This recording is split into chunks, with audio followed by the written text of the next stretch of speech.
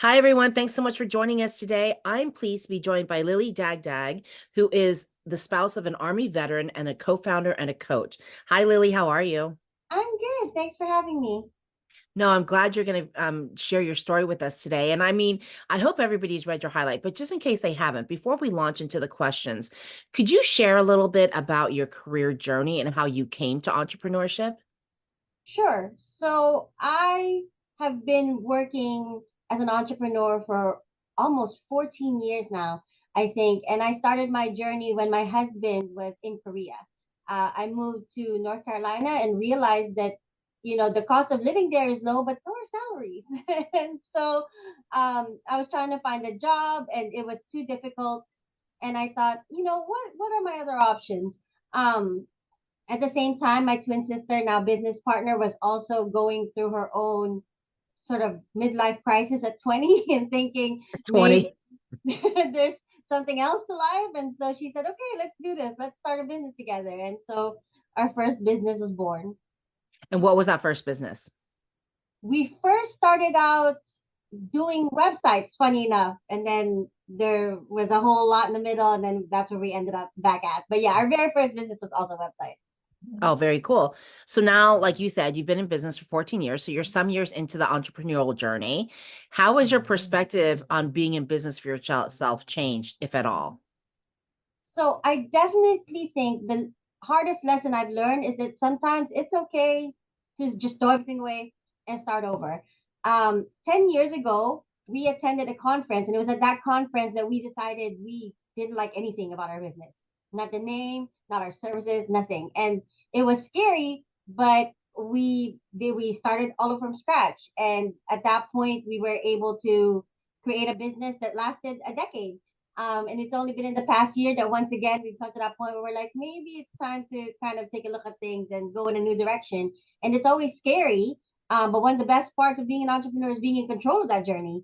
And I definitely think that having the courage to start over when you put all of your work into something is difficult, but it's an important one to be able to do when you have to. No, it is really scary to start over again because you feel like, okay, we're going down this path. We've got this much stuff invested in it and we start over. What do we lose, right? And we don't ever think of it from the vantage point of what are we going to gain from starting over. We always think of Yeah. it from the vantage point of what are we going to lose. So I appreciate that because that's a really great reminder. So, as an accidental entrepreneur, do you have any advice for military spouses who may be considering it as a way of building a portable career? Well, in the same vein as what we previously discussed, I think it's important to know that you can change your mind, right? When we first started our business, we fell into website design because it was something that came easy for us. And this will show how old I am, but when I was younger, I had MySpace and Apartment 107 pages, and I would spend my time taking apart the code, making something that looked good. And I was like, oh, how can I translate this into a business? And hence how we landed into website design. But shortly after that, we said, hey, social media is coming up. It's coming big. Maybe we want to do social media. So it's important not to lock yourself into something just because it's what you've always done or because you've already spent. Like the sunken cost fallacy is something that bothers me so much because too many people are like, I've spent so much time on this. So would you like to waste more? Because that's all Yeah. you're going to do by continuing in a direction that you're not really happy. It's just continuing to throw money, time, and effort into it. And so I definitely think that knowing when it's time to do that is important. Like most successful entrepreneurs will tell you, they've had more than one business or even more than one failure in order to get to where they are. And the ability to acknowledge that and to realize that it's time to pivot, I think is a very important one.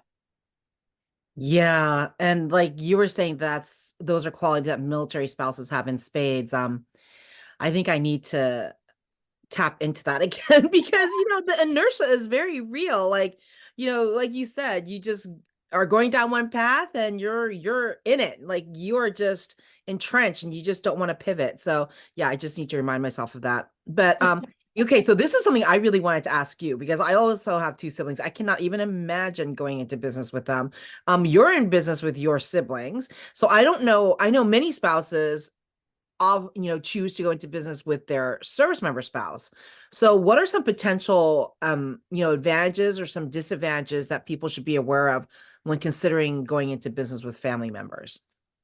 See, the funny thing is, not only do I work with my twin sister, but we work with her husband. He often Mm, takes part in our projects.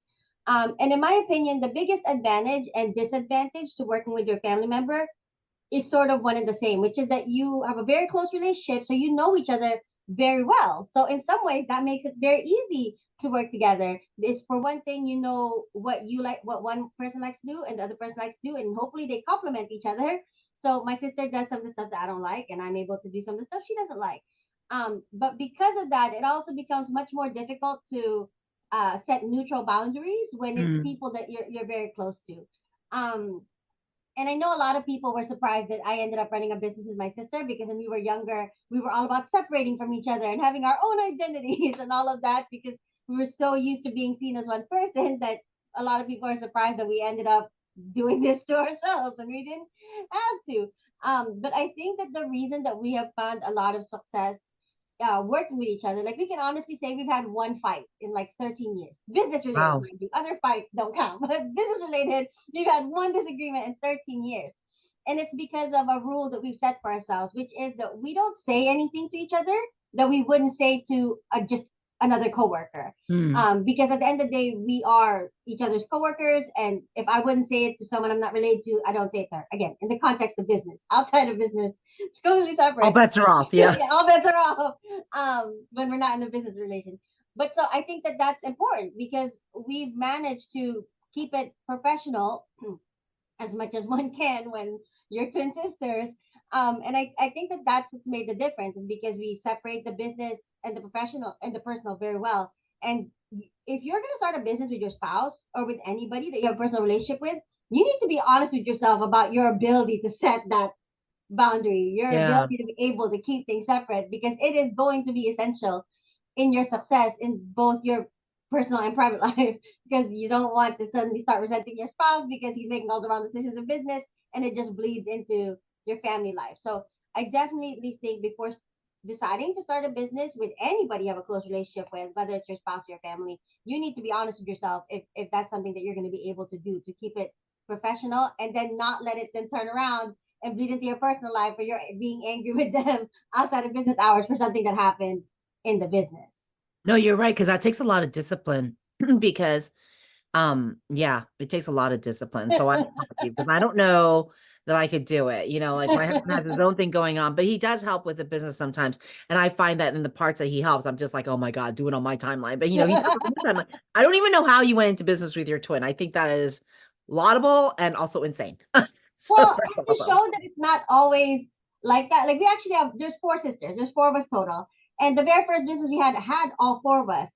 But as after like a year or two, we realized that our other sisters weren't as compatible as us when it came to the business side of it. So we split off from them and it's been me and my twin. So it's not always perfect. Sometimes you got to make these difficult decisions. But I think at the end of the day, I mean, we're still here 14 years later, so we clearly made some decisions correctly. So a little bit personal, but I want to know, does she live close by? She moved further away, which I am not happy about. But I mean, like in DC, 45 minutes is really not that far, right? Because Right. in a lot, but other people, when I tell them she's 45 minutes away, they find it hard to believe that I see her on a pretty regular basis. Yeah. But around here, that's just not that far to No, drive. we can go 45 minutes to go to dinner. Yeah. Exactly. Thank you. Exactly. No, okay. So I was gonna Not say, that big because a so she's deal. not like a backdoor neighbor to where you're like, when you're mad at her, you could just go to the back door and have that little business conversation out. No, no, that's Not awesome. So anymore, unfortunately. we were chatting earlier, because you had just gone to the MIT conference and you said that you learned some really great takeaways. So can you share those with us as a parting thought? Absolutely. So the first thing is, they were talking about how USAA has been a huge sponsor of MIC since it began, because MIC began, I want to say like 5 years ago. And then they were talking about Milspouse Fest, which I think originated as Milspouse Buzz or something like that. Also a few years ago, and the USAA has been a big sponsor of them since the beginning. I was talking to another military spouse who has a nonprofit organization that she's trying to get off the ground, and she said to me, she said, I thought USAA only supports like huge businesses, but both of these entities say they've been supported since the beginning. So how did that happen? I said, well, they asked. Like it, that's one lesson I've definitely learned in life in general, but was kind of reinforced last year. Is if you don't take your shot, you don't get it. And so I think it's very, and she said to me, she's like, fine, I'm gonna go shoot my shot. There's a USAA guy over there. I'm gonna talk to him right now. I said, exactly. Because if you don't try, you'll never know. And I definitely think people who take bigger risks have bigger wins. That's just a fact. I mean, they may also take bigger losses sometimes, but that's the nature of the game. Um, but the other thing that definitely stuck to me is, obviously I talked to a lot of military spouses at the conference about, a huge portion of the attendees are military spouses. And a lot of them said to me that they didn't take advantage of a lot of the military resources while they were in the military, which honestly was my experience as well. I didn't really get into the military community until my husband had already been discharged, because I just didn't know. I didn't know about all of these organizations that are targeted towards military families, all these resources. I went through 2 pregnancies by myself, which apparently I didn't have to, which, later learning all of the different ways that I could have gotten support. And so now I definitely recommend to anybody within the military community to make sure, whether active duty or not, to look at all of the things that are available to you, especially within entrepreneurship. There are so many resources available to military entrepreneurs that I could have absolutely used in the beginning of my journey. And it was only because I didn't know they were there. So that's definitely one of my bigger takeaways, and something that I'm kind of telling anybody who listen now is to definitely look at all the resources that are available to you and take advantage, because there's no need to make your life any harder than necessary. Right. And also, a lot of those resources are not just specific to the military community. There are also resources available to just anyone. And so I think that's a mistake that military spouses make as well. And I'm guilty of it, which is we go specifically looking for military resources when the reality is, okay, but you have an identity outside the military lifestyle. Like you're Exactly. also just like, hey, I'm a resident of Fairfax County. I'm a resident of Virginia. And, like what county resources do I have? What state resources do I have? What federal resources do I have? So yeah, that's a really, really good tip. And that is really something that we all need to listen to and remember. But thank you so much, Lily. It's been so fun catching up with you. And I want to thank our friends at USAA for making these conversations possible because they've been great supporters of NMSN since the beginning. So thank you so much for tuning in. I hope to see you guys back here next week. Bye, guys. Bye, everyone.